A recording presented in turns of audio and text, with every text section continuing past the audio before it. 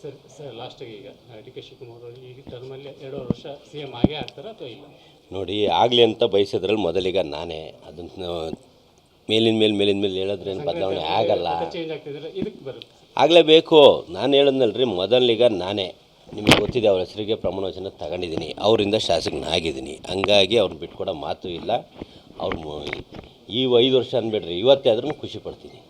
ಆದರೆ ಅದಕ್ಕೊಂದು ಅವಕಾಶ ಹೈಕಮಾಂಡ್ ಅಂತ ಏನು ತೀರ್ಮಾನ ಇದೆ, ಹೈಕಮಾಂಡ್ ಏನು ತೀರ್ಮಾನ ತಗೊಳ್ಳೋದು ಬದ್ಧವಾಗಿದ್ದೀವಿ. ಆದರೆ ಹೈಕಮಾಂಡ್ ಕೂಡಲೇ ಏನು ನನ್ನ ಆಸೆ ಏನಿದೆ, ಇನ್ನೊಬ್ಬರ ಆಸೆ ಏನಿದೆ, ಸರ್ಕಾರಕ್ಕೆ ಯಾವ್ದನ್ನ ಬದಲಾವಣೆ ಮಾಡಿದ್ರೆ ಒಳ್ಳೇದಾಗುತ್ತೋ ಅವ್ರನ್ನೇ ಮುಂದುವರಿಸಿ ಒಳ್ಳೇದಾಗುತ್ತೋ, ಏನಾದ್ರು ಮಾತು ಕೊಟ್ಟಿದ್ದು 2 ವರ್ಷ ಆದ್ಮೇಲೆ ಕೊಡ್ತೀವಿ, ಕೊಟ್ಟಿಲ್ವೋ ಎಲ್ಲ ಗೊಂದಲ ಇದೆ. ಮಾಧ್ಯಮದವರು ಅವಾಗ ಬಂದು ಕೇಳೋದು, ನಾವು ಉತ್ತರ ಕೊಡೋದಾಗಿರೋದು ಚೆನ್ನಾಗಿ ಕಾಣೋದಿಲ್ಲ. ಕೂಡಲೇ ಹೈಕಮಾಂಡು ಹೇಳ್ಬಿಡ್ಲಿ, ನಾವು ಯಾವುದೇ ಥರದ ಒಪ್ಪಂದ ಆಗಿಲ್ಲ, ನಾವು ಯಾವುದೇ ಥರದ ಒಪ್ಪಂದ ಇಲ್ಲ, ಮುಖ್ಯಮಂತ್ರಿಗಳು ಯಾರಿದ್ದಾರೆ ಅವ್ರು ಮುಂದುವರಿತಾರೆ ಅಂತ ಹೇಳಿಕೆ ಕೊಟ್ಟರೆ ನಾವು ಸ್ವಾಗತನೂ ಮಾಡ್ತೀವಿ, ನಾವೊಂದು ಶುಭನೂ ಕೋರ್ತೀವಿ. ಅದ್ರಾಗ ಏನಿದೆ, ಆಪ್ಷನ್ ಇರಿದ್ರೆ ಅವ್ರಿಗೆ ಕೊಡಲಿ. ಆಮೇಲೆ ಅಲ್ಪಸಂಖ್ಯಾತರು ಭಾಳಷ್ಟು ಜನಸಂಖ್ಯೆ ಅಲ್ಲಿರೋದ್ರಿಂದ ಅವರು ಭಾಳಷ್ಟು ಒತ್ತಡ ಹಾಕಿದ್ರೆ ಅವರಿಗೆ ಕೊಡಲಿ.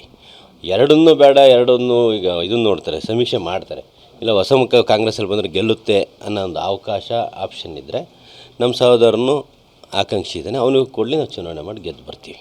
ಜಿಲ್ಲೆಯಲ್ಲಿ ಕಾಂಗ್ರೆಸ್ ಮುಖಂಡರನ್ನ ಬಾಳ್ಬಾಡಿ ಡ್ರಗ್ಸ್ ಆಗಿರ್ಬೋದು, ಅಕ್ಕಿ ಹಗರಣ ಆಗಿರ್ಬೋದು, ಪೊಲೀಸರ ಮೇಲೆ ದಾಳಿ ಆಗಿದೆ, ಎಲ್ಲ ಕಾಂಗ್ರೆಸ್ ಲೀಡರ್ಗಳಿಂದ ಬರ್ತಾ ಇದ್ದಾವೆ. ಹೆಂಗೆ ಆ್ಯಕ್ಚುಲಿ ಇದು ಮುಜುಗರನೇ. ಈಗ ಎಲ್ಲ ಪಕ್ಷದಲ್ಲಿ ಇರ್ತಾರೆ, ಈಗ ಸಿಗ್ತಿರೋ ನಮ್ಮ ಪಕ್ಷದಲ್ಲಿ ಸಿಕ್ಕಿರಂಗೆ ಕಾಣ್ತಾರೆ. ನನಗೂ ಪಕ್ಷಕ್ಕೆ ಮುಜುಗರನೇ.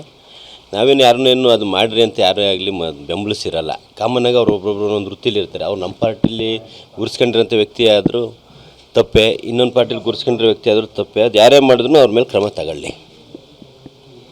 ರಿಪಬ್ಲಿಕ್ ದಾವಣಗೆರೆ ಅಂತ ಹೇಳಿ ಟ್ವೀಟ್ ಎಲ್ಲ ಮಾಡಿದ್ದಾರೆ.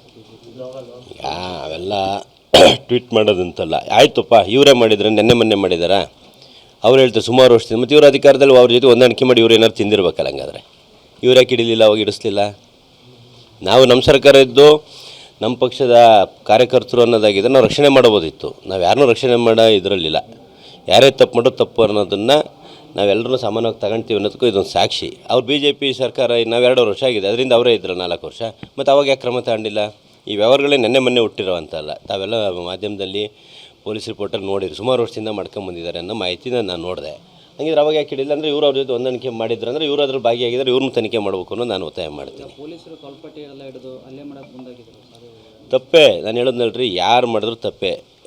ಶಿಸ್ತು ಮುಖ್ಯ ಜೀವನಕ್ಕೆ. ಶಿಸ್ತಿನ ವಿರುದ್ಧ ಯಾರೇ ಹೋದ್ರೂ ಕ್ರಮ ತಗೊಳ್ಳಿ. ನಾನೇ ಮಾಡಿದ್ರು ಸರಿ, ನೀವೇ ಮಾಡಿದ್ರು ಸರಿ, ಇನ್ನೊಬ್ರು ಮಾಡಿದ್ರು ಸರಿ. ಪಕ್ಷ ಇದರಲ್ಲಿ ಬರೋದಿಲ್ಲ. ಪಕ್ಷ ಏನು ಯಾವುದೂ ಇಂಥವ್ನು ಹೇಳ್ಕೊಡೋದಿಲ್ಲ. ಸರ್ ಲಾಸ್ಟಿಗೆ ಈಗ ಡಿ ಕೆ ಶಿವಕುಮಾರ್ ಅವರು ಈ ಟರ್ಮಲ್ಲಿ 2 ವರ್ಷ CM ಆಗೇ ಆಗ್ತಾರಾ ಅಥವಾ ಇಲ್ಲ?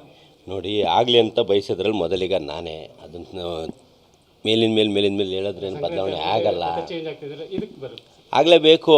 ನಾನು ಹೇಳಿದ್ನಲ್ರಿ, ಮೊದಲಿಗ ನಾನೇ. ನಿಮಗೆ ಗೊತ್ತಿದೆ, ಅವ್ರ ಹೆಸರಿಗೆ ಪ್ರಮಾಣ ವಚನ ತಗೊಂಡಿದ್ದೀನಿ, ಅವರಿಂದ ಶಾಸಕನಾಗಿದ್ದೀನಿ. ಹಂಗಾಗಿ ಅವ್ರನ್ನ ಬಿಟ್ಕೊಡೋ ಮಾತು ಇಲ್ಲ. ಅವ್ರು ಈ 5 ವರ್ಷ ಅನ್ಬೇಡ್ರಿ, ಇವತ್ತೇ ಆದ್ರೂ ಖುಷಿ ಪಡ್ತೀನಿ. ಆದರೆ ಅದಕ್ಕೊಂದು ಅವಕಾಶ ಹೈಕಮಾಂಡ್ ಅಂತ ಏನು ತೀರ್ಮಾನ ಇದೆ, ಹೈಕಮಾಂಡ್ ಏನು ತೀರ್ಮಾನ ತಗೊಳ್ಳೋದು ಬದ್ಧವಾಗಿದ್ದೀವಿ.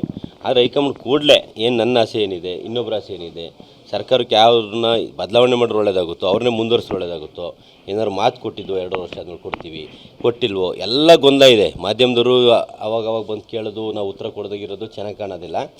ಕೂಡಲೇ ಹೈಕಮಾಂಡು ಹೇಳ್ಬಿಡ್ಲಿ, ನಾವು ಯಾವುದೇ ಥರದ ಒಪ್ಪಂದ ಆಗಿಲ್ಲ, ನಾವು ಯಾವುದೇ ಥರದ ಒಪ್ಪಂದ ಇಲ್ಲ, ಮುಖ್ಯಮಂತ್ರಿಗಳು ಯಾರಿದ್ದಾರೆ ಅವ್ರು ಮುಂದುವರಿತಾರೆ ಅಂತ ಹೇಳಿಕೆ ಕೊಟ್ಟರೆ ನಾವು ಸ್ವಾಗತನೂ ಮಾಡ್ತೀವಿ, ನಾವೊಂದು ಶುಭನೂ ಕೋರ್ತೀವಿ. ಅದ್ರಾಗ ಏನಿದೆ.